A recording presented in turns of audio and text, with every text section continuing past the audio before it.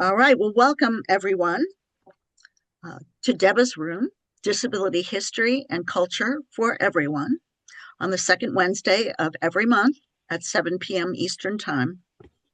Info on future and past events, registration, playlist, and donation opportunity is available at bit.ly/Devva's Room, capitals D and R, DEVVAS. This is co-sponsored by the Disability History and Culture Collective, otherwise known as DHACC, and the I Love You Lead On community. And I'm Alice Wershing. I'm a early 70s woman with short grayish blonde hair. I'm wearing reading glasses and a purple t-shirt. Next slide. Hold on. I lost my window. Okay. Devva's Room tonight is presenting Judge Rottenberg Center, the Use of Corporal Punishment, and the Attempt to Stop It by Nancy Weiss and, get my chat up, Aleyda Martinez. along with Aleyda Martinez. We're very excited for this presentation.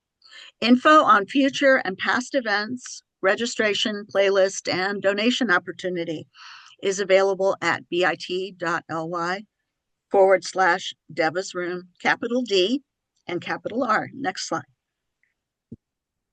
Next month, we are waiting to determine who will be speaking. Bear with us. We will get that information out to you as soon as possible.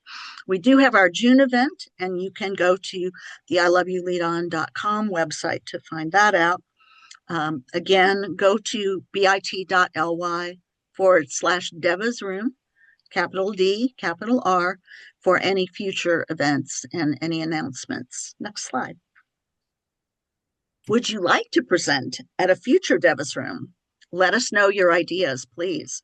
Email leadon, capital L, capital O, at iloveyou-leadon.com. ILYLO are all capitals. Lead on at iloveyou-leadon.com. Next slide. If you need help accessing the event or want to request a voice option during the presentation, email us again at leadon@iloveyou-leadon.com. Next slide. During the presentation, all Zoom attendees will be muted to support access and reduce background noise. If you need to use voice to communicate during the presentation, email us and we'll arrange a separate voice space just for that. After the presentation ends, we will open up the mics for conversation, unrecorded, one voice at a time as usual. Chat comments will be read aloud to provide access. If you do not want your chat read aloud, use private message. Next slide. ASL is provided for the presentation and will be spotlighted. Auto captions are available and can be viewed on screen or as a transcript. In the Zoom toolbar at the bottom of your screen, or if you've moved your toolbar wherever it may be, there is a CC option. If it is not there, click the three dots for more options and locate it there. The ability to show, hide, or adjust captions is there, as well as the option to view captions as a transcript. Next slide. What makes Devva's Room unique? Disability studies tends to be discussed in academic settings, using complicated jargon, making it inaccessible to many. Here, we take it out of the classroom and into conversation. In keeping with that, we invite our ASL interpreter to participate fully, asking questions and joining the discussion if and when they have them. Next slide. Devva's Room sessions are recorded. All Devva's Room sessions are recorded and will be available on our playlist within a few days with corrected captions and transcripts. You can find the playlist on the Devva's Room website, bit.ly/Devva's Room. D and R are capitalized. Next slide. I'll let Susan take it away.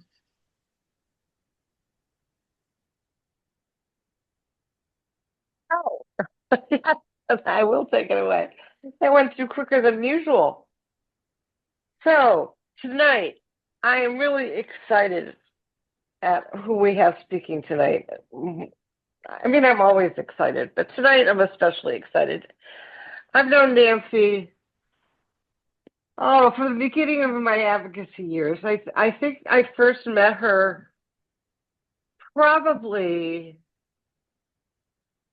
I think it was more than 30 years ago. I can remember she was speaking in a room with like 1,000 people, and she absolutely blew me away. She used to be the executive director of TASH, and I don't know how many of you are familiar with TASH, but TASH used to be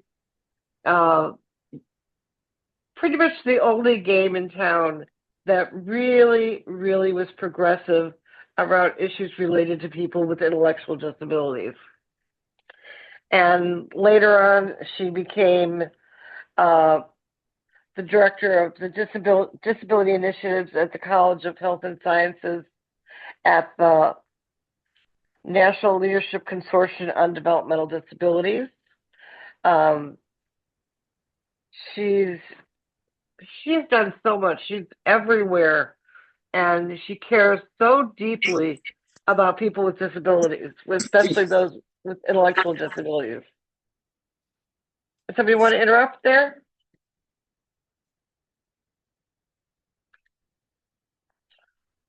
So tonight she's going to talk about something that I don't know that you could call Judge Rottenberg near and dear to your heart, but the issues that's probably the nearest and dearest to her heart. She will tell us details and inspire you to act in ways you can't imagine. I'm just so excited that she's here. And I'm hoping that you will be excited by what she says and be ready to act. Because that's what we really need. We need more people to be aware of the Judge Rottenberg Center, be aware of the abuses that are going on there, and act. And so, Nancy, inspire us as I know you will. This is Alice again. Before we go further, tonight's presentation discusses material that may be distressing to some viewers. Discretion is advised. This presentation includes references to restraint, sexual abuse, physical abuse, emotional abuse, torture, shock therapy, suicide, and ableism. So are you going to turn it over so that I can share my screen now? I think Sharon just did. Okay. She's no longer sharing her screen. Okay. With me tonight, also speaking, is Aleyda Martinez, who is a former resident of the Judge Rottenberg Center. And I'll talk for a bit, and then I'll turn it over to Aleyda to tell us about her personal experiences there. So this first slide is just the title and a picture of the sign at the Judge Rottenberg Center.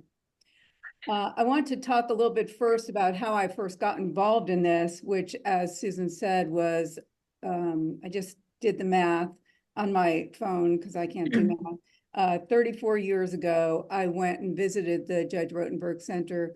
Before it was called this, it was called the Behavior Research Institute, and it was in Rhode Island.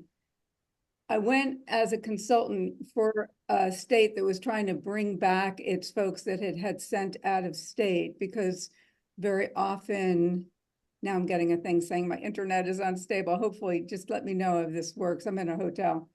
Because very often young people will be sent out of state by school districts, and then states will want to bring people back because it's very expensive to keep people there. So I went to visit these 3 or 4 guys who were there from the state of Delaware, and was standing observing one of these guys who was working sorting nuts and bolts at his little work carrel at the day program. He glanced up at us. We were visitors. We were unknown to him, so we were standing over him. He looks at us. this deaf person comes around, puts his arm around the guy's neck, brings down this hydraulic water hose that runs around the perimeter of the whole school room or day program room, sprays this guy in the face. The guy just goes back to work. He didn't even wipe the water from his eyes. A little bit later in that same room, the staff person said to me, "Come on, you want to see something? Like, come on, I'll show you something."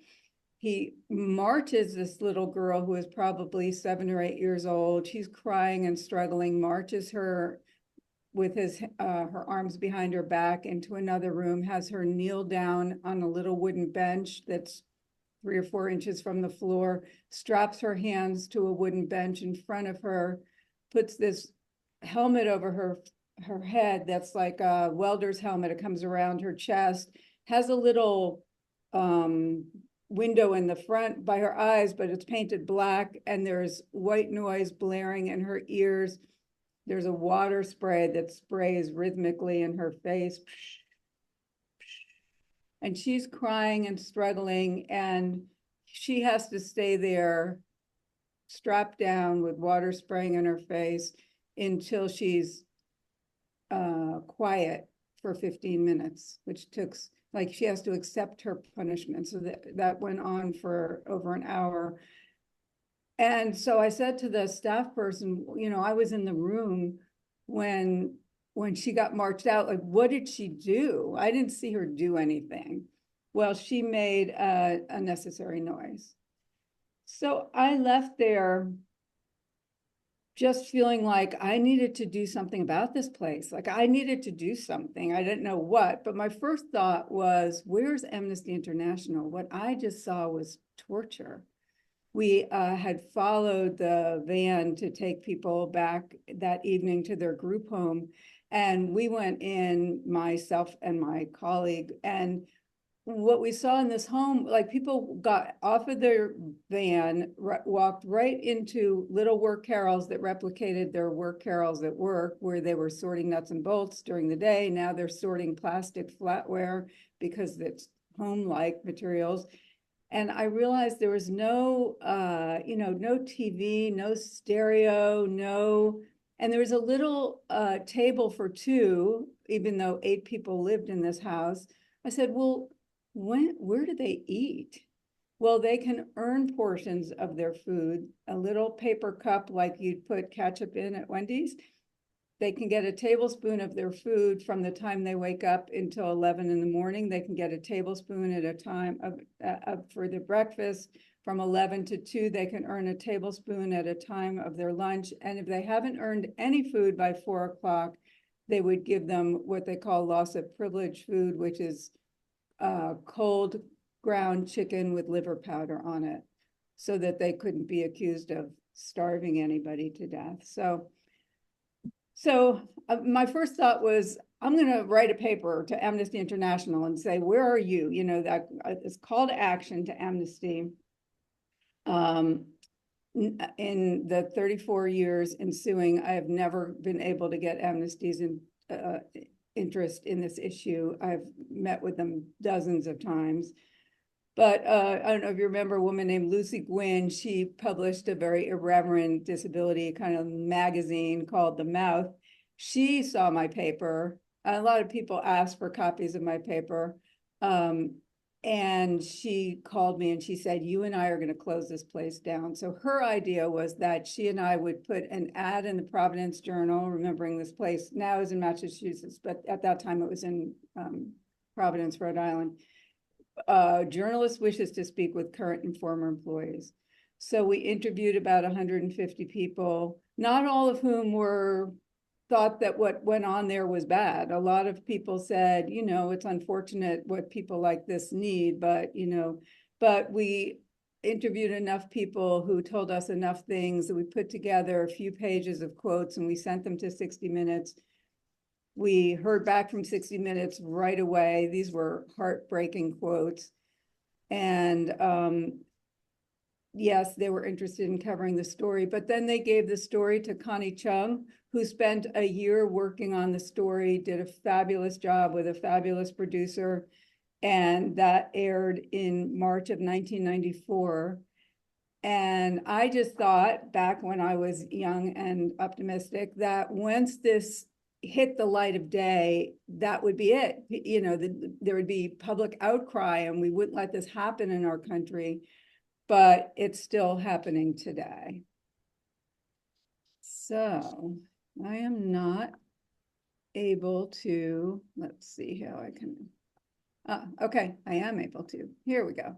All right, so here we have some pictures of Matt Israel, who's the person who started the Judge Rottenberg Center. It was first called the Behavior Research Institute. There's the physical facility is, you know, I often say it's like impressive, but really it's like impressively scary. It's lots of colors and lots of stimulation. Matt Israel was a Harvard-trained psychologist. When I visited in 1992, they had just recently invented this electric shock device, which now they depend on entirely. Prior to that, they used spatula spanks. When staff interviewed, they had to hold up their hand to show that their nails came over the edge, the back of their hands, so that they could give a rolling pinch and pull out a little chunk of flesh. They did water spray and jalapeno pepper, but once they invented the electric shock device, they switched to, and that visual screening helmet that I talked to you about, but now they have switched to using entirely food deprivation, prolonged restraint. I mean, you hear, I interview people who've been there. I talk to people all the time who are former residents who say that they were in restraints for weeks and months at a time. And this electric shock device, which is called the graduated electronic decelerator, they used to say that it felt like a hard pinch or a bee sting, but eventually a piece of video became public showing a guy getting the shock, and that kind of changed the whole advocacy effort, because then people could see that it wasn't a hard pinch or a bee sting, although bee stings hurt. And this is a 2-second shock. So sometimes they'll tell parents it's just a little buzzing reminder. And so they'll convince parents that if you have a son or daughter who, you know, might hurt himself or hurt somebody else or put his hand through a plate glass window, they're going to give them a little buzzing reminder. But once this piece of video became public, it was clear that it's not a buzzing reminder. Like this is a photo of a guy wearing the backpack that holds the electric shock device. And then the staff person has these things on his belt so that he knows who to give the shock to. But I just want to read a quote from one person who was subjected to these shocks. This is a woman named Jennifer Masumba, who's become kind of a spokesperson for people who have been at the Judge Rottenberg Center. She wrote me a letter, and she said, the most sickening, horrifying experience of my life was being shocked on the restraint board. It means getting shocked 5 different times over a period of 10 minutes for having just one single behavior. Anything from hitting your head to talking to yourself, saying a swear word, rocking, even screaming from fear and pain of the shocks. All of a sudden, the searing pain and jolt in your arm or leg or stomach, sometimes even fingertips or thigh or the bottom of your foot. It's a radiating electricity that travels from your bicep through your fingertips. Your whole arm jerks against the restraints. The loud screech of the device goes off with it, and they say, Jennifer, there's no tensing up. 1 down, 4 to go. Your heart races. You sweat profusely. All you want to do is throw up. That 10 minutes feels like hours. You try to prepare yourself for the next shock. I keep saying in my head, 4 more, 4 more. Please just finish, trying not to scream in fear because I'll be shocked for that as well. Your stomach heaves in and you lose your breath. More sweat now. Your heart beats faster than you can feel possible. I start to hope my heart stops. Anything to let me away from this. Jennifer wrote to me in December 2012. She is an amazing woman. She wrote a book about her life at the Judge Rottenberg Center called Shouting at Leaves. So this shock, I'm going to introduce you to Aleyda in a minute here because she experienced this, is way more powerful than a dog collar gives a 2 to 4 milliampere shock. A taser delivers a 3 to 4 milliampere shock. This is a slide with a little chart of all of this. A cattle prod gives a 10 milliampere shock, but the graduated electronic decelerator gives a 90 milliampere shock. And all of those devices give a shock for a fraction of a second, whereas the shock from the GED is a 2-second shock. People wear these devices 24 hours a day when they sleep. And these devices are known to malfunction. So a staff person might shock the wrong person, or a person's device might go off in error and just shock the person over and over and over again. This guy, James Eason, is international expert on the effects of electric shock on the human body. And he said the lowest shock given by Rottenberg is roughly twice what pain researchers have said is tolerable for most humans. So although they'll say that they use it for dangerous behavior, or for somebody at risk for hurting themselves or hurting somebody else, there's hundreds of documented cases of using it for things like this: stopping work for more than 10 seconds, whispering, interrupting somebody, slouching, referring to yourself in the third person, flapping your hands, swearing, on and on and on. They categorize all behavior as one of 7 categories: health, dangerous behavior, aggression, destructive behavior. But destructive behavior could be tearing up a piece of paper or picking at your skin, or so they'll go to court because all uses of the electric shock are court approved. And they'll tell the judge, this person had 10 incidents of health dangerous behavior last week, which sounds dangerous. It's right there in the term, but it could be getting out of your seat, or closing your eyes, or failing to respond to a staff telling you what to do soon enough. So I'm going to stop here and turn this over to Aleyda, who, Aleyda, if you just want to tell us about your experience there. Now you're muted, but you were unmuted just a second ago. There you go. Okay.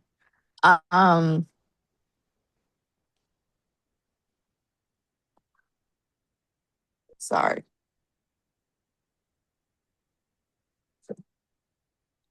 Take your time. This is emotional for me. I'm sorry. Just thinking about this place. So I was there when I was like 14. I was there, well, close to 14. I would turn 15 within a few months. That place is horrible. So like Miss Nancy was saying, they shock you for everything. I got shocked for speaking Spanish. I'm El Salvadorian. That is my first language. Which, how can you do that for speaking Spanish? Shock somebody for that. Staring too much. I was in handcuffs, and I'll say shackles on my feet all the time when I was there. They say that we are aggressive, we're dangerous and stuff. When we not, staff used to provoke us and get a reaction out of us. They pinch us for no reason. They had to escort us, so they had to put their arms on our shoulders while we walked to the bathroom or anywhere, and they would dig their nails in our shoulders. And if you shrug, like try to get them to loosen up and get their nails out your skin, they consider that as aggressive. When who wants somebody else's nail in their skin? That stuff hurts and stuff. Um, yeah, and they have a dummy device where they have visitors use that, and that's not the device that they put on us. The dummy device, it don't hurt as much as the ones that we wear. So they use ones when they know they have a visitor. It's been plenty of times they have visitors there, or the news reporter come up there, or somebody wanted to try the devices, and they would have one that don't have that much is it Volks in it? Yes. Yeah, so of course it's not gonna hurt, but they don't, the ones we wearing is not what they are using for visitors who want to try those things. So um it was hard like walking around with those. They like you tense up. That's a behavior. Tensing up when you know you're about to get shocked. You're tensing up because that's a natural reaction. And then you get shocked. And then they see you tense up, you get shocked again. You yell because these things hurt. So you continue to get shocked and shocked.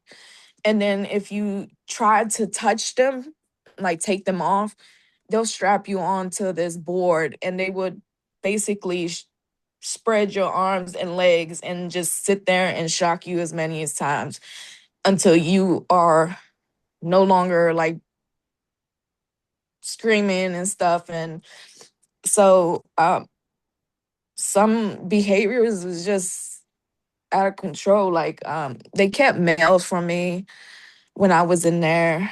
I was sexually assaulted by a couple staff there.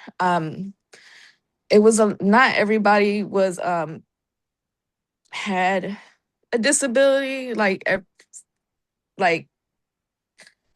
some of us was just normal kids that been through a lot, and instead of the system helping us out and hearing us, they just sent us to this place. And at first it looked nice. They have, like Nancy said, it's colorful, the houses are nice, but there was no like TV, no radio. The beds, like it was just made for decoration. You couldn't even sleep on the pillows, on the sheets. You had to take all that off and you had to sleep on something else.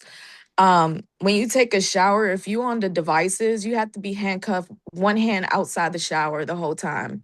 So it's been plenty of times that I didn't feel comfortable with certain staff taking me to the bathroom because there's no cameras in the bathroom. And they did a lot of things in those bathrooms to you. So it was always their word against ours.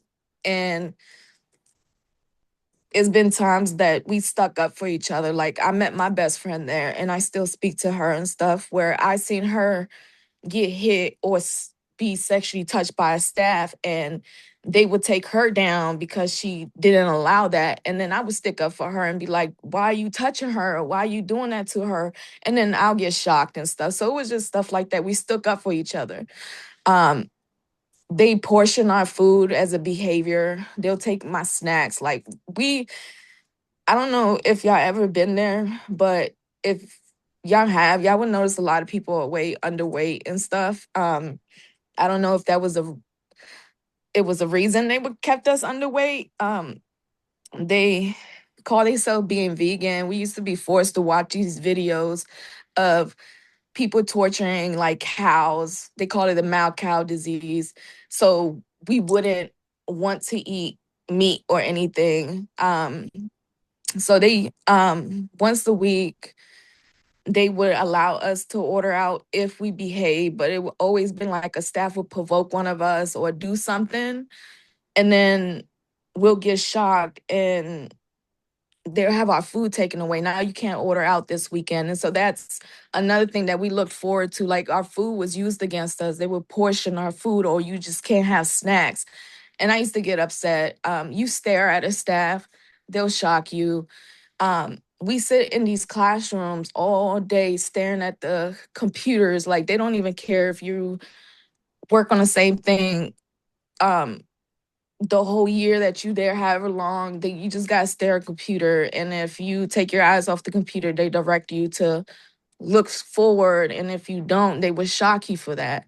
Um, so it was just I just experienced a lot in that place. And it's just not right. When they ever had news reporter people come and check the place out because they heard something, they would keep some of us in the houses and they won't let us know. But then later we found out that people came to visit, a news reporter came up there. So they would keep some of us in the houses to keep us from saying anything to them or actually seeing how they do some of us. Because some of us would definitely speak up and let them know that this place ain't right. They doing this to us. Or some of us was so like either beat up or bruised up, they didn't want them to see that. They kept us in the houses, um, in the room all the time. Is either the houses had these sensors where they could hear every movement. You move your head, the staff come in there and make sure you didn't get off the bed and move to, it was just a lot. And I experienced a lot of, people with disability. They can't help that. Some of them would just get shocked. And we walked around, they walked around with fear in their heart. So it's like every time you hear these devices, because you could hear when staff walking, these devices hitting each other, you are like watching your back all the time, try to figure out who's about to get shocked, who, like, even the ones with disability who didn't understand, they walked around in fear and stuff, and they think they was helping them. And imagine us who could speak up for ourselves and going through that and being sexually abused, touched, and things happening to us to where there's no cameras, bathrooms, inside the bathrooms. Imagine what's going on with them who can't speak up for themselves. I'm sorry. And things that I seen in there just ain't right. And I'm surprised that they still open. They haven't shut this place down. These devices do not help. They just put us in fear and it don't help. So yeah,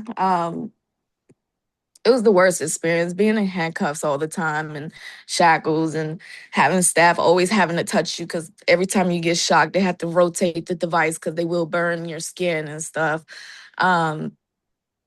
Just whenever you try to stick up for yourself or speak up or you let the staff know that this person touched you, it's like, I don't know. It was just a lot. They kept my mail from me. I had some jewelry when I first got there. I never received that. They didn't allow me to speak to anybody on the phone unless there was a staff who understood Spanish. So that was kind of hard. Um, I remember I didn't want to wear a shirt and the staff took me to the bathroom. They literally pulled my shirt, the shirt I had on, and restrained me to put on the shirt they wanted me to put on. And it was just, I don't know if it's they getting paid or some of this, like I still speak to some of the staff that was there, for the good ones that did not agree with some of the things, but I guess they was getting paid so much they didn't really speak up, or now they noticed that the place was really effed up and they would speak about it. Like they have kids and they even say they would never do that to their kids and stuff. And they have all this stuff about us on paper when half of the stuff ain't true. We're not aggressive. They provoked us to react the way they wanted. They pinched us out of nowhere, or it's staff that come in there that had control issues or did not like whatever's going on at home, or did not like us for some reason and took it out on us, that they would do things on purposely just to get a reaction or lie and say we did something, and then we get shocked. And then once you get shocked, it's over. Like you continue to have more behaviors because it hurts, you scream, you cuss, you tense up. So it's like more behaviors added to it. They would take soap from you. It's been plenty of times that I had told him I didn't feel comfortable with going in the bathroom with certain staff while I'm showering because, like I said, there's no cameras in the bathroom and a lot of things happen in the bathroom. Yeah. So I met Aleyda because have always felt that there should be, just like the people who were sexually abused via the Catholic Church who had their day in court. I always felt like for people like Aleyda, there should be a day in court. And so I have found a law firm who will represent people But the problem is that some of these things happened so many years ago and there are statutes of limitations, so it's complicated. But Aleyda brings up some important issues. It used to be, the Judge Rottenberg Center used to be for people with significant developmental disabilities, cognitive disabilities, and autism. But then a lot of states stopped sending people like that there. And so they had to find a new population, and they contract with lawyers who find out in New York City, who find out, who identify families where the son or daughter is going to juvenile court. This isn't how Aleyda got there, but this is how a lot of people get there. And the reasons they might have, these are teenagers who had some brush with the law, but it could be, you know, shoplifting or getting in a fight at school or running away or, you know, being truant. I mean, just minor things. And the attorney who's contracted, paid for by the facility, will say to the family, look, your son or daughter is going to go to court and will be sent to a juvenile detention center. I could represent you at no cost to you and get them to send them to this wonderful place for treatment. And of course, families are taken in by that. I talked to one guy who said his parents were getting divorced and the judge wanted him to choose which parent to live with, and he didn't want to choose. So the judge said, I think you'd be better off at some neutral facility, you know, on neutral ground until your parents work this out. I talked to one guy who said, look, I was no angel during high school. I got my girlfriend pregnant. Another guy, you know, another student pushed my pregnant girlfriend against the locker. So I pushed him against the locker. We both got called down to the principal's office. They called the cops and I got sent here. So there are lots of you know, there are still people there who were there when I was there 40 years ago, but there are also, you know, the last at least 15, probably 20 years, the majority of people who go there are just young people who've had tough lives and who end up there for one reason or another. And some of the things that Aleyda spoke about, like, we weren't bad kids, I hear that from everybody I interview. Like, I wasn't aggressive when I went there, but you become aggressive because they make you aggressive. Because if you're not aggressive, you know, it's like a survival mechanism.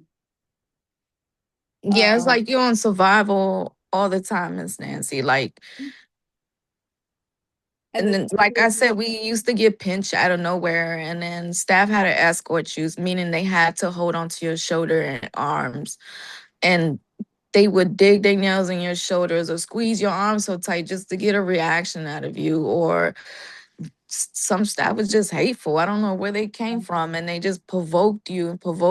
And I know when I was there, I knew Miss Jennifer, who ran away and stuff. I knew I didn't get to go home because I was from Virginia, but a lot of people who was from New York, they got to go home for the holidays, and a lot of them ran away.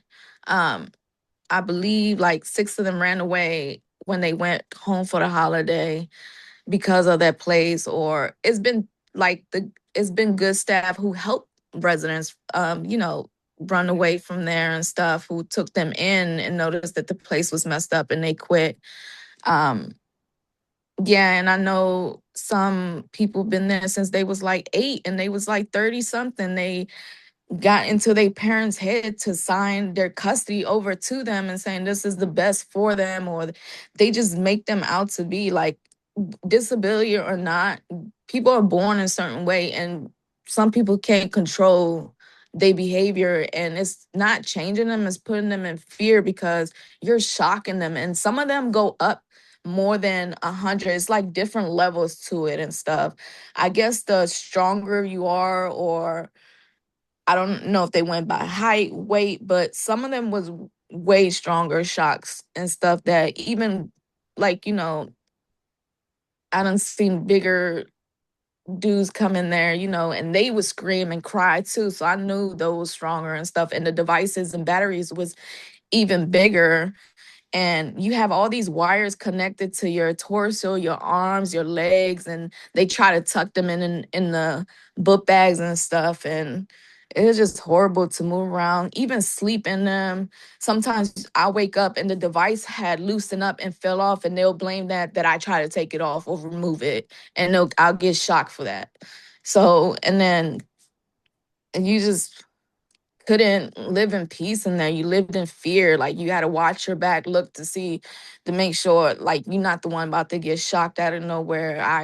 I witnessed somebody being shocked because the devices went off and stuff. And even though they was wrong, the devices made an error, that person accidentally got up because they didn't know what was going on. What they did, they shocked them again, and then they'll take you into this room so nobody else would see that the staff hitting you or pinching you and doing stuff to you. They just did a lot of things. And I remember, and I still got it, it's real old. When the newspaper came out, I cut some about the JRC. It was just saying about the shock treatments and stuff like that. I still got it. And I thought it went out to my sister because I was telling her, go to the news people, get some attention out here, have somebody come out here, and they would go through your mail. I noticed that none of my mail was going out or coming in, because once I left, the social worker gave me all my mail that was held, and I'm like, why did y'all hold my mail? Like, so my mail was, I was thinking people just wasn't writing me, forgot about me, or just wasn't. My sister would tell me she never received anything or anything, because they was holding it. Go through your mail, make sure you're not sending out nothing, you're not saying certain things. And what Aleyda was saying about keeping people starving, they keep them on this food program, they keep them on a 50% program or 70% program, meaning 50% of the calories that it would take to maintain your ideal weight. So one of the common themes I hear when I talk to people is, I lost 40 pounds when I was there. People who didn't have 40 pounds to lose. So everybody comes out. And so it's a way of controlling people, because they'll say, if you do certain things, we'll, take you to a restaurant and let you order something. So like Aleyda was saying, the population there has changed a good deal. This is a statement by a New York State Department of Ed psychologist who says, when I visited the place, I was expecting much more difficult non-communicative behavior in these children.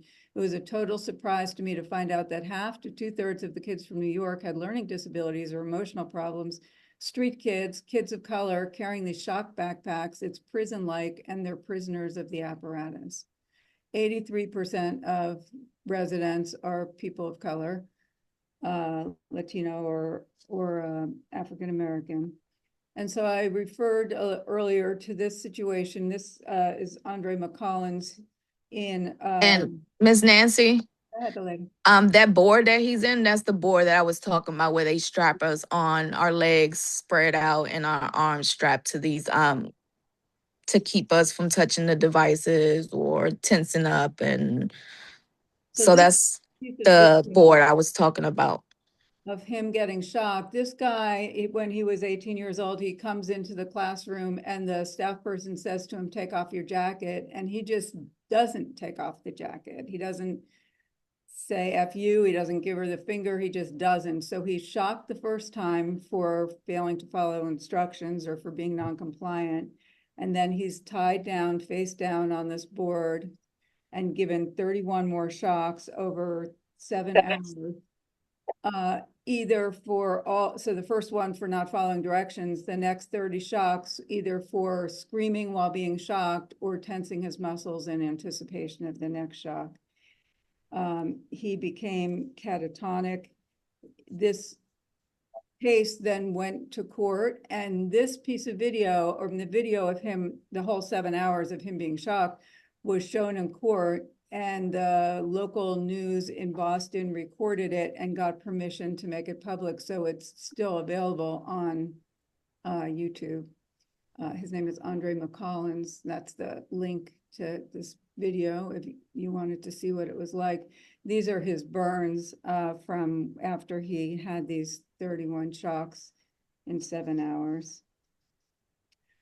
So various states send people there, but the majority of people are from New York because they hire these lawyers to try to recruit people from New York. I always have felt that there must be some kind of kickback arrangement, but I have no proof of that. But, you know, I talked to a mom whose son was there and she was from New Hampshire. She and her son were from New Hampshire. His per year cost at JRC was $425,000. You know, so I talked to the state director in New Hampshire and said, explain to me why you would send somebody out of state to the tune of $425,000 when there have to be community providers in your state that would serve people, even tough people, which he wasn't a tough person, for, you know, half that.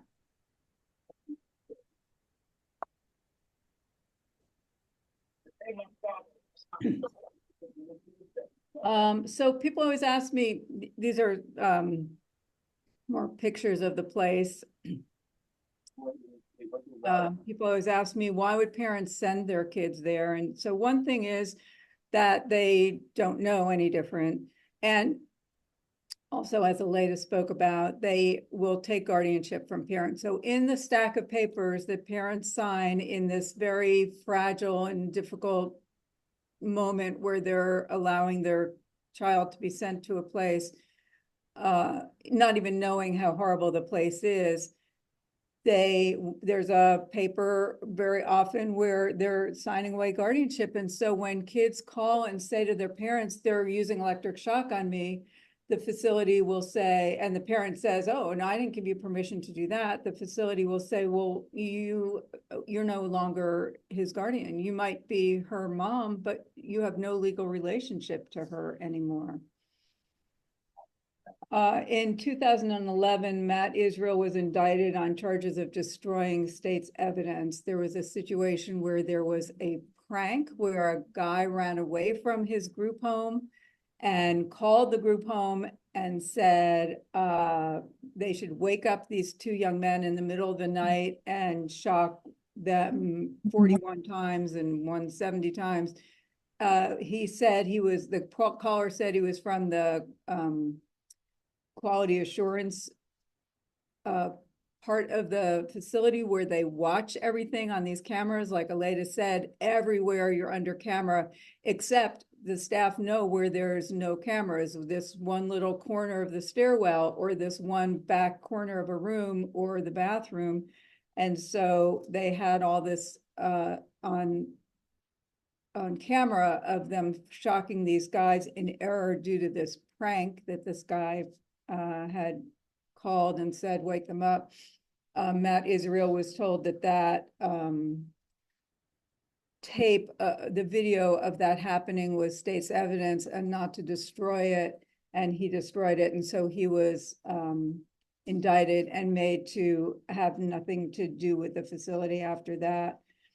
But he was already 75 years old. He'd made tons of money on the backs of disabled people and disenfranchised people and young adults. And this is a picture of the room where this guy watches every corner of every group home and every place in the main facility.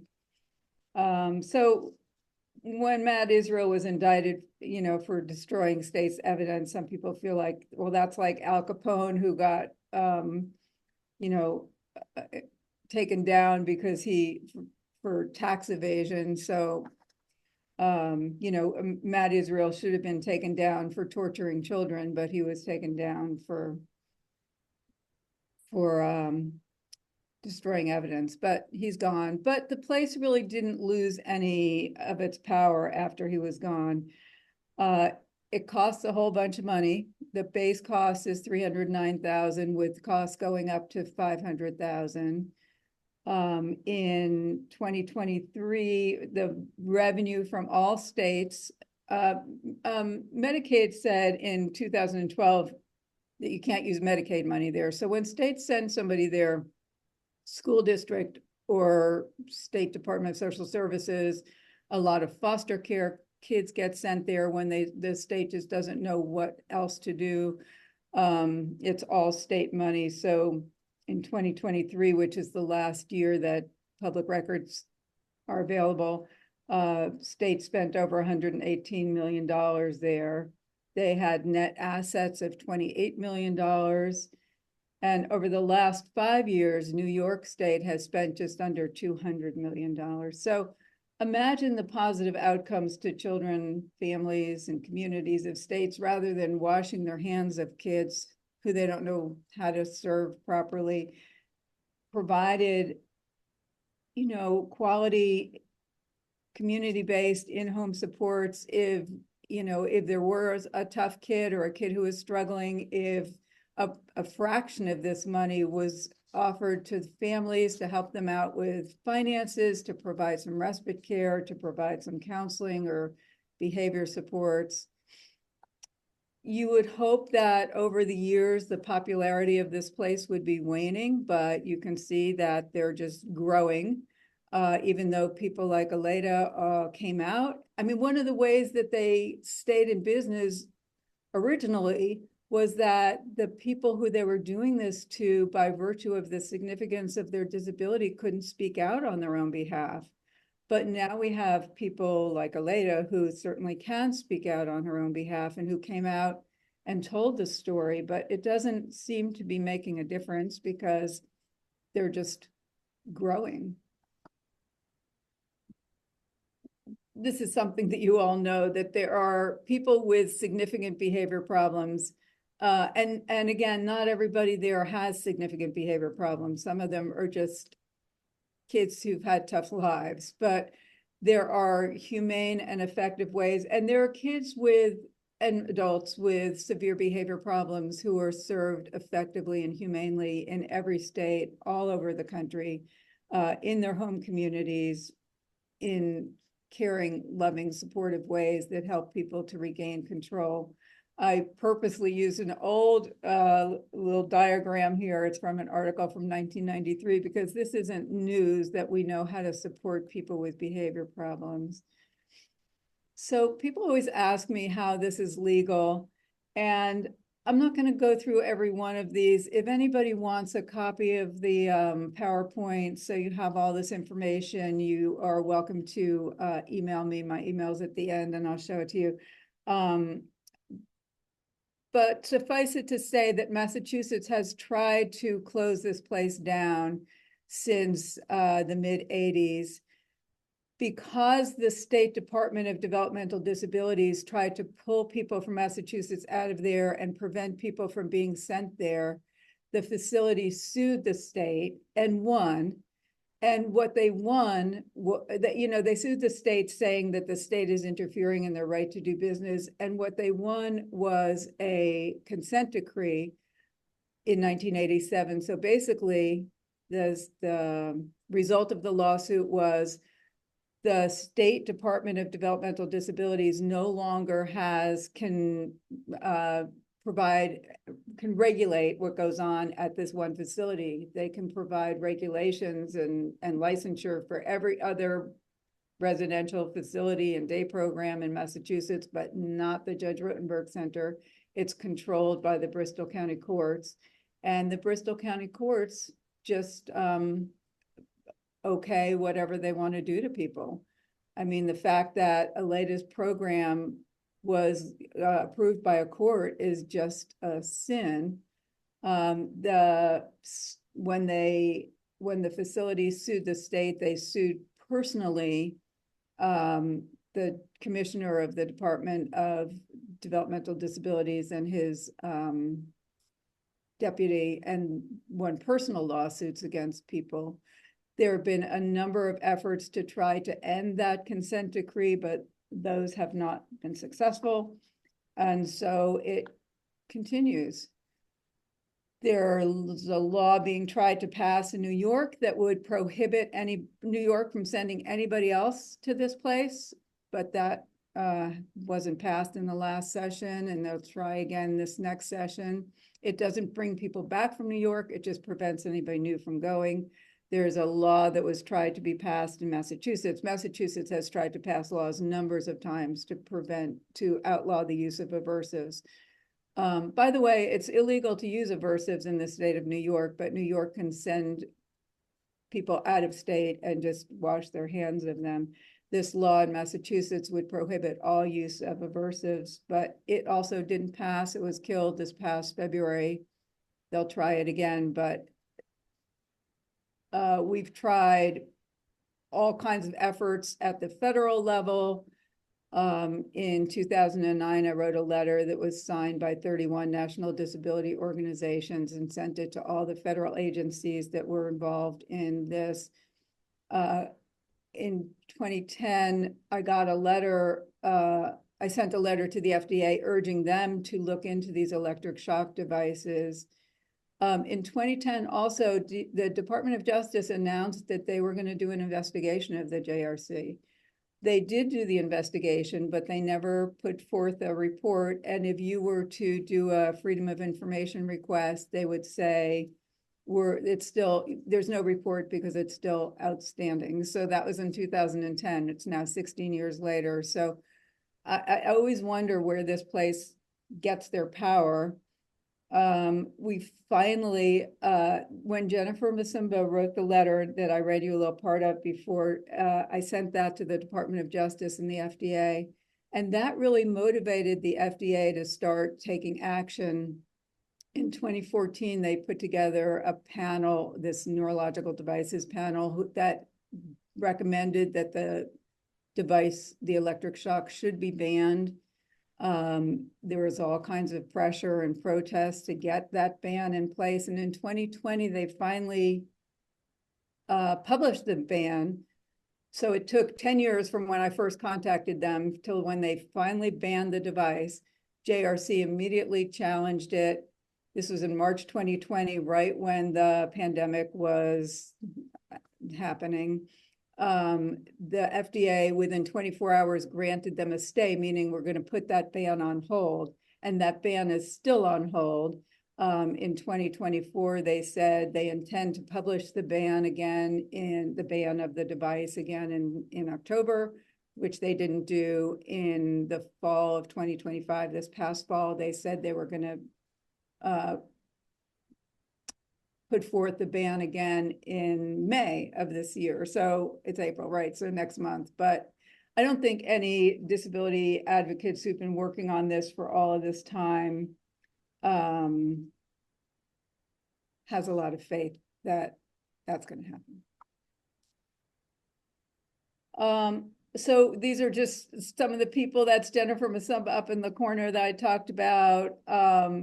This is Lise and Jen, who is an advocate who put together a lot of documents online about this. ADAPT has been very active in this movement, has held a number of actions against what goes on there. Every national disability organization, with the exception now only of the American Psychological Association, has a position statement against the use of painful procedures. The last one to pass a statement against the use of aversive procedures was the Association for Behavior Analysis, which finally came out with a statement in November 2022. They put it forth to a vote, and 65% of their members said, we strongly oppose the use of contingent electric skin shock under any condition. I will say that people get this mixed up with shock that's used for depression. So that's a whole different thing. I mean, this is shock used because it's painful, so electric shock therapy is also misused, but this is a whole different thing. There have been all kinds of protests and protests outside of the facility itself. Other than getting the Center for Medicare and Medicaid to say you can't use Medicaid money there, I'd say we've accomplished fairly little in 40 years, but we just keep hacking away at what we can hack away at. I am putting together a group of people who want to just brainstorm new ideas. Like people have said to me, have you ever tried to educate the judges who approve this in Massachusetts? Or have you ever tried to educate the school districts in New York that send people there? So there's always more that can be done. So I'm putting together a group that will just brainstorm, new ideas. Because so many people asked, how could this be legal? Many years ago, back when I was at Tash, probably 25 years ago, this woman named Jan Nisbet started writing a book about the history and how this is still legal at the Judge Rottenberg Center. And I would always say to her, are you ever going to finish your book? And she eventually said to me, you know what, I'm not going to ever finish the book. Why don't you finish the book?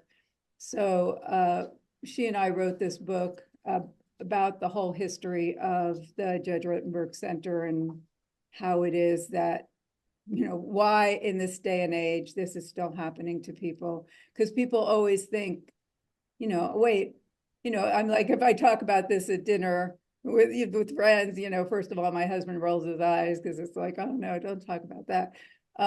People will feel like, well, wait, this is happening in our country, in Massachusetts. It has such a reputation as being a liberal state, and it's still happening today. How is that possible? So we'll open this up for discussion. It's just time to stop doing this to vulnerable people. And there's 6 people who have died there under circumstances that were probably preventable, including a young woman named Linda Cornelison who complained for days about not feeling well. They treated her complaints and her unwillingness to eat as it was just a behavior problem. She was just being non-compliant. And finally, in the last 4 hours of her life, they called an ambulance and she died of a perforated ulcer. But in the last 24 hours of her life, she was subjected to 57 aversive procedures. And that's just one of numbers of people who have died there. So this is my email address if anybody wants a copy of this. And I'm just going to open it up for questions, and you can ask me or Aleyda anything that you'd like to discuss. This is Alice. Do we want to take maybe a 5-minute break and come back, and then we can start our questions? Would that be all right? That's okay with me. And we should give our ASL interpreter a break. Yes, we want to give Michelle a little bit of a break. Back at 8:20 Eastern Time. Well, welcome everybody coming on back in from a short break. We have a short video that we show at Devva's room and sometimes at Justin's room that talks a little bit about our need for fundraising. If you have enjoyed this presentation and enjoyed the wonderful Michelle doing our ASL interpretation, and also looking at the videos that are uploaded later with corrected captions, we are in need of funding to continue this work. So I'll let Sharon go ahead and share the video. Hi, everyone. Thank you so much for coming to Devva's Room. Devva's Room is a virtual space open to all, seeking to bring anyone interested in disability studies together in conversation and in solidarity. Devva's Room is inspired by the life and legacy of Devva Kasnitz and her outstanding contributions to the field of disability studies. Devva's Room is volunteer-led by members of the Disability History and Culture Collective and the I Love You Lead On community. In a 2023 reflection, Devva wrote of her determination to be more comfortable in study and advocacy and to blend them together to create a diaspora of disability studies best ideas. By holding regular events led by prominent and emerging voices in disability studies, we hope to honor this mission. Devva believed in a fully inclusive world that respected everyone's communication strategies. Inclusive and accessible technology can be costly. You can help support technology expenses for Devva's Room, which will allow us to grow and expand. If you have the resources to contribute to the development and sustainability of Devva's Room, please consider donating by scanning the QR code on your screen or by visiting the link in the chat, donorbox.org/Devva-S-room. Thank you so much for showing up and learning together with us. Hi. And as we said before, I Love You Lead On community and all of its various projects are volunteer led. We have a variety of ways you can support our efforts to provide full access. Our work includes the Disability History and Culture Collective, DHACC, this space, Devva's Room, Judy's Room, Justin's Room, and other events on the horizon. You can donate at iloveyou-leadon.com. ILYL&O are capitalized /donate. And I believe both the donor box, Sharon's posted that in the chat. I posted the I Love You Lead On. Nancy has her email address in the chat. Nancy Robin Weiss, NancyRobinWeiss@gmail.com. We also have references to the books that Nancy has talked about. Marguerite shared a comment that it's all about money. They don't care helping children or teenagers with behavioral problems. And Mallory replied to that, yes. The video that Nancy referenced earlier is in the chat, and there is a disclaimer that comes up when you open it. And again, you can request the slides directly from Nancy, and we'll open it up for questions. Margarita's got her hand up. Yes, I do. Thank you. I am not surprised that this is still going on. And if money is involved, they will make parents believe that they are doing the right thing, even though the parents have some idea what is going on. There, some do and some don't care about the children or teenagers or children with disabilities. So I would be glad to help you guys figure out a way. Is this in New York State only, or is it across the U.S.?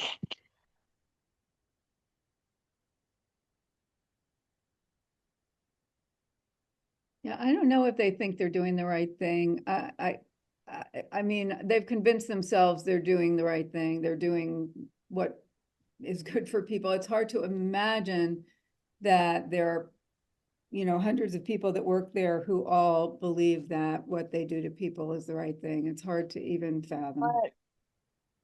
Right. It is about money. I mean, they pay lawyers to make sure that states don't pass laws that make it harder to use aversives on people. As far as my experience is, I've never known them to ever say anybody's ready to leave. People do leave, people get out of there, but I've never known them to say somebody's ready to leave. Because it's just so lucrative to keep people there. Right. Thank you. Thank you, Marguerite. You're welcome. So Nancy, how do people get out? Aleyda might speak to that better. Some Yeah. people run away. Some people become the age of majority and they can sign themselves out if they haven't had guardianship taken away. Aleyda, what's your Yeah. experience about how people get out? Like you said, run away, or they family either realize that if they haven't gave custody to them, realize that it wasn't good. But you rarely see that because they manipulate people's family and put behaviors on their kids that they never done. They just create these behaviors and say that they do this. Me personally, I turned 18 and I don't know if they paid a social worker I had, but she was trying to keep me there. And she was saying all type of stuff that I wasn't ready, and I cried to the judge and I was like, please do not send me back. Like, I cannot go back there. Like, it was a lot. So he was just like, you know what, you're 18. So you're out in this world. And he mentioned something that they spent 3.1 million on me being there at the JRC. Think about how much better your life would have been if they gave you a fraction of that money to get your life started. Yeah, that's what he said. He was like, we could have used that money for, like, he did say, like, for other people who really needed it, or for better. Um, he was just saying a lot, but the judge actually recognized me from, being younger, because I've been in the system since I was 4 years old, from being abused and sexually abused in my home, just to go to foster care, that where I was sexually abused to, and it JRC didn't do no better. I was sexually abused there, and worse, tortured and handcuffs and shot. Like, I never knew that there was a place out here like this. And anybody that ever been in JRC, they would never forget about that place. And um I'm like friends and still talk to some of the people that was there with me, and we always post like how we survived JRC. And just hearing that place, like when Miss Nancy reached out to me and I was about to get on here, like it just brings up so many memories. And here and there I find myself just out of nowhere thinking about that place. Like, I could never work there. I don't care. I can't see myself. I got kids and stuff, and at the job where I work at, there are people who do have disabilities, and you can't just shock people and change them. That don't change them. That just put fear in them. So it was just, you just gotta talk to them, understand them, and they just can't help how they born. They just, they just need a extra attention, one-on-one, and be talked to. You know, so I talked to one woman who ran away from there, and she had studied and learned that the state of New York would only pay for her if she were not there, like say she was in a hospital or a psych hospital for 6 months. So she ran away, went underground, lived on the streets, didn't contact her friends, her family, stayed underground, stayed like out of contact with everybody, living on the streets for 6 months and a day. She emerged, and she knew that they will send their goons after you. If you run away, they'll send their big guys to get you from your home in New York and drag you back there. So she knew after 6 months they wouldn't come get her. But people get out different ways. This is Alice again. There's a question in the chat. How many of these places in the United States still exist? 0. There is no, I mean, there are, residential facilities for people with disabilities, but there is no place else in the United States, or as far as we know in the world, that uses electric shock as punishment. And if you have a question, but you don't want to speak, please let us know. You can type it in the chat and send it to one of the hosts. I don't know if anybody has seen a documentary on Netflix called The Program. This is about a troubled teen program. If you haven't seen it, it's worth seeing. I've talked to the woman who made that documentary, when she was in this troubled teen program, she said to herself, I'm going to get out, I'm going to learn how to be a filmmaker, and I'm going to make a film about this. And she did, and the film is quite amazing. And in talking to people around that troubled teen industry, a lot of people have said to me, you got to stop talking about it like as a program for people with disabilities, because it really isn't a program for people with disabilities. I mean, it's both. It's for people with disabilities and for troubled teens. And strangely, as soon as I started talking about it as also a program for troubled teens, I've gotten more leverage. Like, people will say to me, wait, so they use electric shock on people that don't even have disabilities, as if it would be okay to use it on people with disabilities, but we shouldn't be using it on people who don't have disabilities.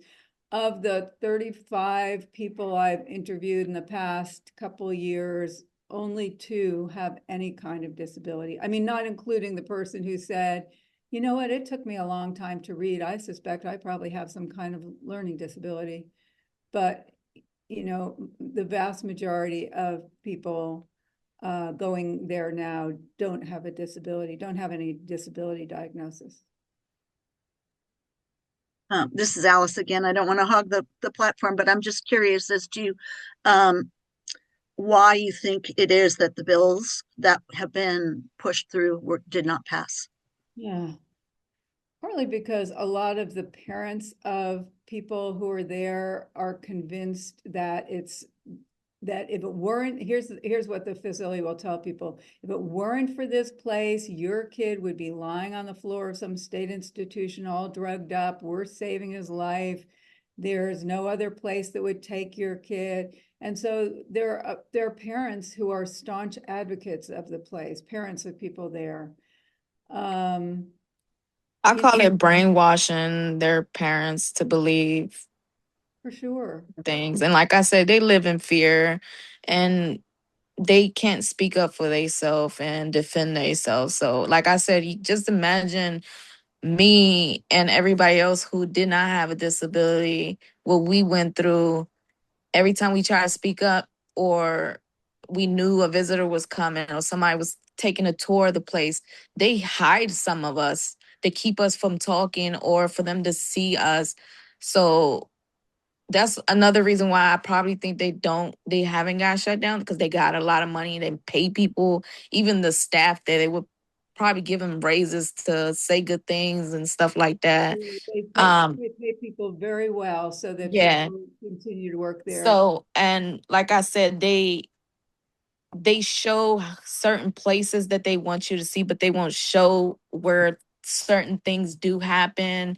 They'll keep certain, whether you're have a disability or not, they will keep you in the houses if they know that you are gonna speak, or you, how should I put it? Basically give them up, and like I said, they would keep us in the houses and not let us go to they call it the school and stuff. Whenever news reporters or people come up there just to investigate and see like what's really going on. So they hide certain things. They'll show certain houses. They won't bring them to the house that they have us locked in, and so they could see the condition and how we're handcuffed to the table or something like that, or how we really be treated. And like I said, the place is very nice, colorful, because before I went there was a flyer that they gave me. And I was like, yeah, this sounds real nice and everything. And when you get there, it's nice. But after you're there for a while, you notice a lot of stuff is just there for decoration. Yeah. So, yeah.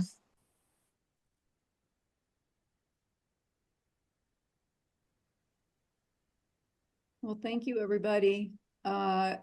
Feel free to email me. I will send you a PDF of the PowerPoint. If you're interested in being part of a group that meets and talks about what we might do next in terms of advocacy, email me that as well. We have one more comment in the chat. It is informative. This is Theo Ressa. It is informative to learn about the happenings targeting behavior management of children and youth. What alternative programs would you recommend for children and youth who may have issues with teachers, parents, and authorities? Yeah, so that's a good question. I would recommend people being supported at home in their schools with positive behavior supports. There are brilliant people, who work with people who have significant behavioral issues. In the state of New York, one reason why that law didn't pass is that the State Department of Education says we can't eliminate one of our options of where to send people until we build residential facilities in New York State. And I keep saying you don't need to build residential facilities. People don't need to be in a facility. They need to have wraparound supports at home either. I mean, in Maryland, where I'm from, no children are in institutions. Every child with a significant disability or behavioral issue is served either in their home or a foster home with a whole lot of wraparound support. And that would be the model that I would hope states would look at. Mallory says that she's downloaded your book on audio, looking forward to listening to it. And Margaret Maddox has put their email in the chat, MMADDOX45 @ yahoo.com. Perhaps, Madeline, you want to receive Nancy's information. Theo says, thanks. Laura Macera says, thank you for this advocacy and your gift of time today. Sharon, scrolling, Sharon says, we need to recognize most of these behaviors, in quotes, as communication. What is going on behind the scenes that is behind these behaviors, or we won't get there. Right, and Judge Rottenberg Center says we don't believe in functional analysis. We don't believe in trying to figure out what behaviors are about for the person. We just believe in eliminating them through pain. So it's just backwards. David Good says, yes, I wanted to see, go ahead. Yeah, go ahead.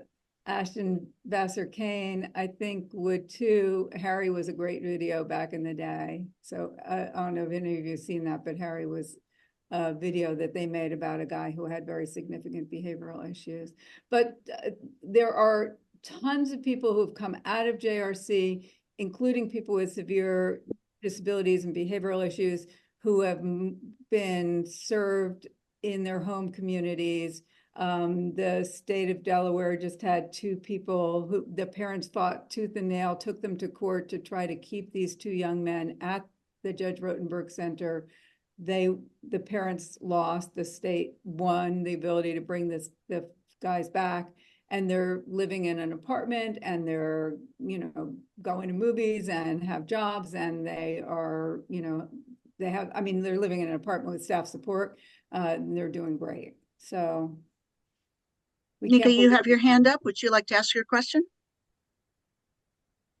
Yeah, thanks. Thank you so much for your work, Nancy Weiss, and thank you for everyone who's spoken and to the ASL interpreter. I've been really reeling ever since finding out about the Judge Rottenberg Center a couple years ago, since I was diagnosed with schizophrenia, and very concerned about ECT, although I'm in my 30s, so I'm not necessarily at risk for being sent back to school at this point. But I have like a number of comments and two questions. It's all connected, but the comments are about one, the issue with electroshock in the United States in general. I noticed recently that Yale refreshed its statement on the supposed benefits of electroshock. There's a lot of rivalry between U.S. institutions. So the fact that Matthew Israel originated at Harvard, to me signals, I see like the quagmire kind of beginning there in this idea of the British elitism that carried over, being very bound to specific named schools. And even the figure that was cited at 3.1 million per student is sort of per student in some cases is connected to that. Like, we're spending a lot of money. That must mean we're doing a good job. This place has great architecture. It's the first university in the United States. It must be good. It's it's looking at like a data point rather than like the results. So along those lines, the institution where I was PhD prior to my diagnosis in 2021 is Stanford, which is, competing with the East Coast schools. And one of the, questions I have about Judge Rottenberg Center is I've noticed that there are, certain academic outcomes that can be observed in some of the students. So in your book, Pain and Shot, I noticed that, or your co-authored book, I noticed that the person who wrote the letter that the book begins with, like, they have a website. It's really like impressive to me. I'm an artist also. I'm like, I would like to see that person's work. So I'm not looking at like necessarily a disparity of outcomes catering to me. However, like one of my friends at Stanford once told me, like, there's a lot of emphasis here on people forming relationships with each other, like romantic relationships. The administration wants the students, that's creepy in another way, but that's a question I have that could be maybe helpful in terms of advocacy, is like when there's all of this emphasis on like keeping your eyes on the words in the page and not necessarily forming relationships with other students. It sounds like there are relationships being formed, but like what kind of, what is the depth of relationship that's possible in those conditions? That is also a measure of success and well-being, which could be something to pose. They're not allowed to talk to each other. They're not allowed to talk to staff. They don't believe in counseling. So you're not allowed to talk to staff unless you're saying, I think I have a fever, or, you can communicate something concrete, but you're not allowed to just have a conversation amongst, all that has to happen on the sly. So yeah, I mean, what makes life good is relationships. And there's, I mean, if anything, they, prevent relationships rather than helping people to develop relationships. My other question is whether you've had access to their syllabus and curriculum material. No, they don't have, they only have an online educational portal. So there's an online education program that if you're school age, you go to a room that they call a school room, and you sit in front of a computer, like Aleyda was saying, and you complete an educational program. But it's not like they really have teachers who are teaching kids. And everybody I've spoken to said that educational program prepared them for nothing. Like, they couldn't get out and get their GED or get into college, or, it was just a terrible educational program. Yeah, so Brandeis, which is also in Massachusetts, publishing the book, were there, I know that you weren't necessarily the lead author, but were there any conversations between Brandeis University Press and Brandeis College or University about, reaching out to students from JRC? Yeah, not reaching out to students from JRC, but at Brandeis, there is a significant advocacy effort around JRC. I mean, one of the problems with reaching out to students who have been at JRC or who are at JRC is we don't know who they are. I mean, the only reason I found Aleyda is because I know Jennifer Masumba, who contacted me. And then when I found a lawyer who was willing to represent people, she put it out on her social media. And when I meet somebody who's been there, after I interview them or talk to them, I say, if you're in touch with others, please have them get in touch with me so that I can help connect them to these lawyers.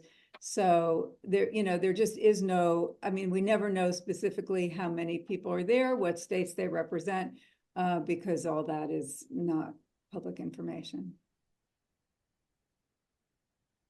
Somebody asked, does the P&A system in Massachusetts take a position on ES, electric shock? Yes, they're very active in trying to prevent and protect people there, but to no avail.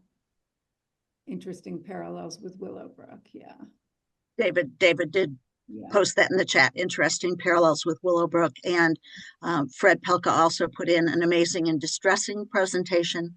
Thank you so much for your work and passion and advocacy. Yeah, you're welcome. I'll keep at it. Aleyda, thank you so much for sharing your story. How are you doing now? What's helping you move forward? I mean, this has to have been, I mean,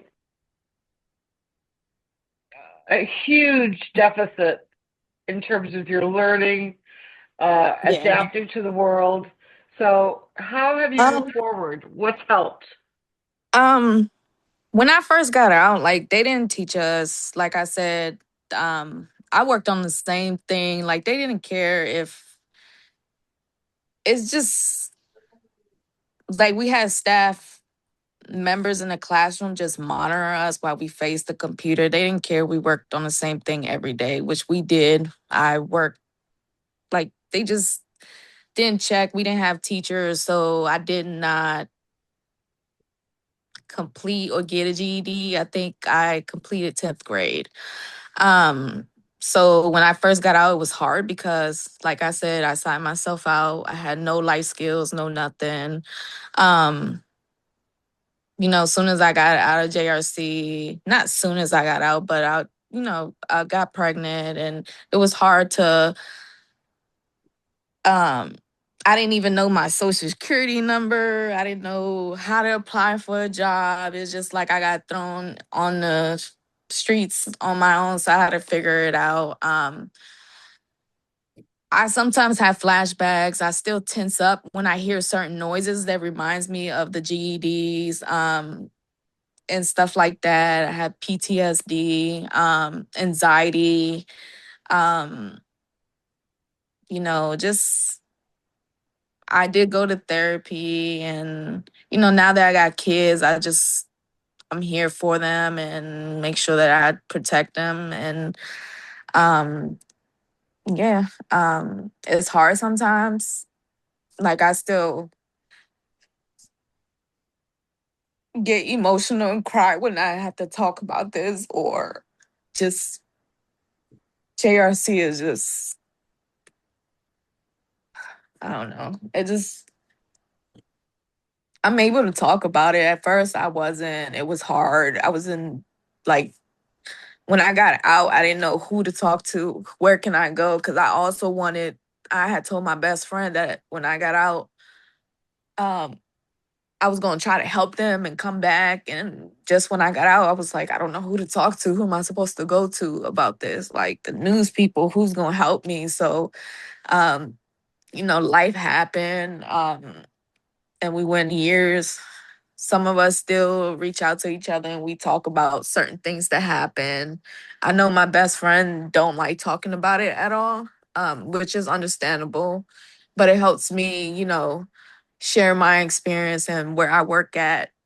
I don't talk to the ladies there about details, but I understand where they coming from because where I work at a residential recovery home and stuff. So I do see a lot of ladies, come in there from age either 18 to 60, and some of them do have a disability and stuff like that. So I'm able to share my knowledge with them. Yeah. Um, I did share with Nancy that I did have interest in working in a disability home because, like I said, they just need extra attention. You need to learn them, like what bothers them, what triggers them, and what motivates them and stuff. So yeah, I know it's hard, but your story is important. yeah, it is. I'm 37 now, so I mean, I made it this far. Um, like I said, once in a while, I have my moments where I break down or I think about it, or I go on Facebook or see something that reminds me of JRC and stuff like that, and like certain noises, I'll tense up, or just anything that handcuffs. I like just yeah. You wouldn't be human if that wasn't happening. Right. We really. This is appreciate Alice. you. Nika, and Aleyda, would you like to share your emails? This is Theo Ressa. I think Nika, you did. And Theo has put their email in the chat, ressa900@gmail.com. So, Aleyda, if you wanted to share your email, you can do that privately or not at all. Well, thank you, everybody. Before we wrap up, we have one last slide. Sharon will have it queued up. Again, for updated information, schedule and registration details, visit www.iloveyouleadon.com/Devva, www.I, capital L, and then capital Y before the hyphen, after the hyphen, capital L and capital O. Devva is not capitalized. Or bit.ly/Devva's room, capital D and capital R. Past episodes playlist is on YouTube, bit.ly/Devva's room playlist, DRP are capitalized. And you can share your feedback about this event at bit.ly/ILYLO-DHACC event feedback. ILYLO-DHACC E and F are all capitalized.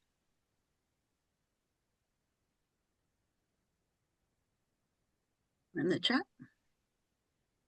And thank you so much, Nancy and Aleyda. I knew tonight would be powerful, and you didn't.